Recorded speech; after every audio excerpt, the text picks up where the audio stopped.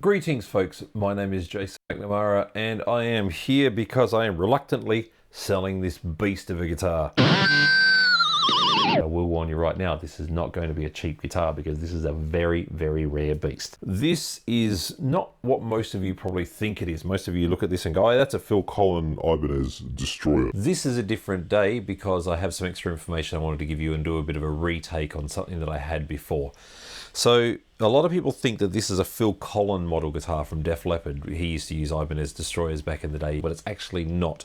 Phil was playing the DT555, which came standard with a Stratocaster style bridge on it. If you watch, say, the photograph video, any of the stuff from the Pyromania era, and he was using guitars just like this, his had a Kahler tremolo system on it. His was actually retrofitted as such. It was not the original factory fit. They never released a model with a Kahler on it. And a lot of people, if you go looking on eBay and wherever, and you see that somebody's got one up with a Kahler, it is not an original factory fit. That's not how Ibanez ever made them. So that model, the DT555, this was the DG555 and was only ever made in 1986. The difference is that it has the original first ever edition of the Ibanez Edge Tremolo system, precursor to what you knew as the Edge. The difference being that just here, it has this extra part that goes up a little bit higher on the guitar out of the bridge system, and they made it more flush later on from 1987 onwards. Some of the Maxxis guitars actually still had that on them, but the majority of guitars that came out with this tremolo system on them ended up having the edge that we know as from 1987 on the RG550s and so on. My guitar doesn't come with a hard case. It comes with the original padded leather gig bag, very 70s 80s style there, that has the Ibanez logo there on the front, and that's exactly how it came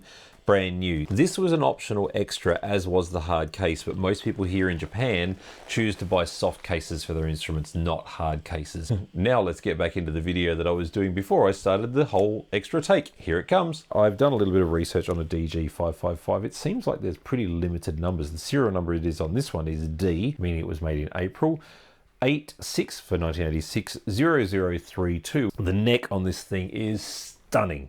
I mean, like, it's got a good, decent low action. I don't like my action to the point where it's like a hair off the fingerboard. There's no dead spots that I can recall on the instrument. Let's just go through it quickly. So I'll go the two humbuckers here.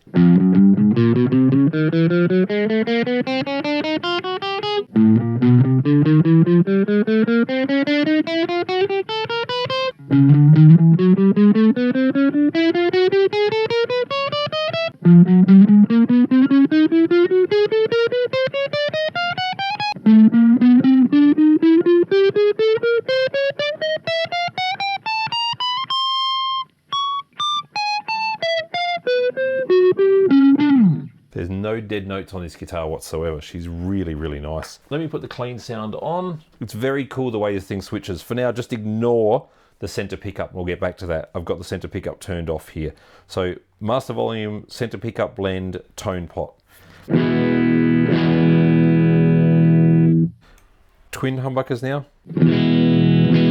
Neck humbucker. Now let's go through the blending in of the center pickup, because that's one of the cool things with this instrument, is the sound of doing this. I have the pickup, by the way, quite low, as you can see just here. You can see the heights of all of the pickups. Here we go with the sounds. This is going straight bridge humbucker, and then I'll blend in so you get these two together without the neck.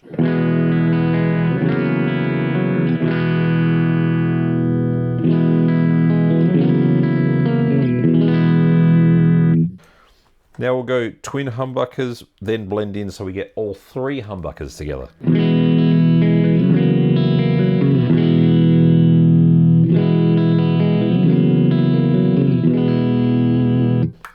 And then go neck humbucker on its own.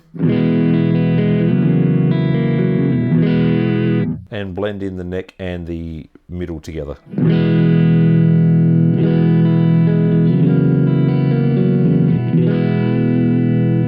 Really sweet sounds out of this guitar.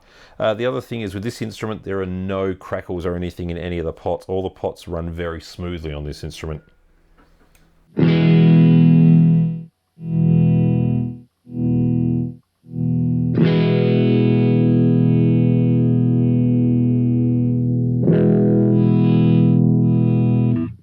beautiful pots on there. So now I'll get you a distortion sound, which is Marshall-esque type of sound. Not a super high gain though.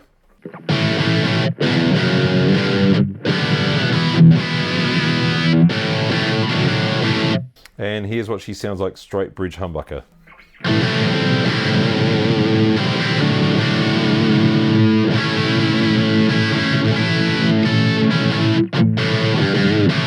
Neck humbucker. Drop the volume pot down to get a cleaned up version.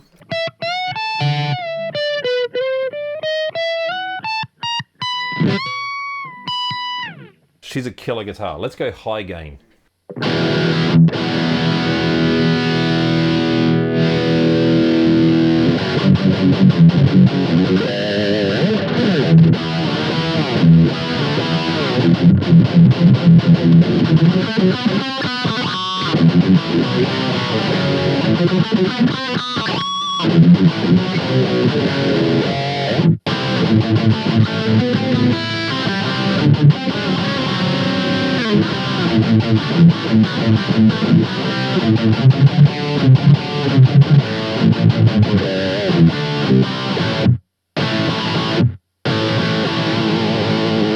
Another cool thing with this instrument is the tremolo and the knife edges are totally cool. You can beat the hell out of this trem and she stays in tune.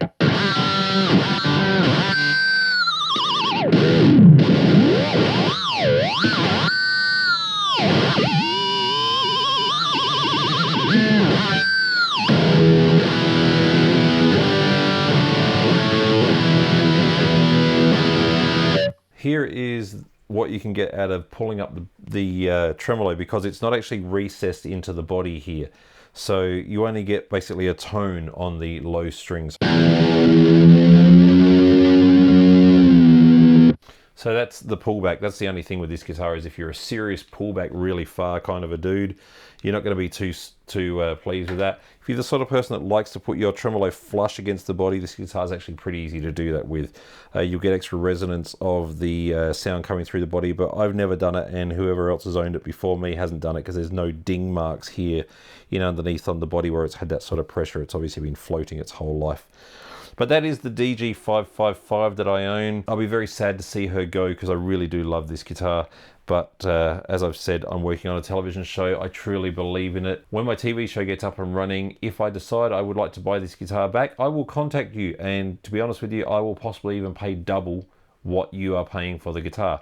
If you want to sell it, you'll sell it. If you don't, you won't. If I want it, I'll contact you. If I decide I'm just going to let it go. Anyway, this is a transaction for you purchasing. So if you want this guitar, she's all yours. Check the links and contact me through whether it's Facebook, Reverb, Instagram, wherever you happen to see this guitar. There should be pricing on there, because I haven't decided what price I'm going to put on it yet. There's no serious chips anywhere on the end here. There's a little bit of a mark up there. But generally, all in all, she's in pretty good nick. There are two little chips just here and here. But other than that, she's pretty sweet. I'll show you on the second camera there, even though it's not focused properly, you can at least see it. But the rest of the spots are all cool. She's a very sweet instrument, this guitar. I'm going to be sad to see her go. She's a beauty. Anyway, thanks for watching. If you own this guitar, lucky you. And if you miss out on this guitar, well, I would say get the next one, but there aren't many of these things around to find. Take care. Rock on.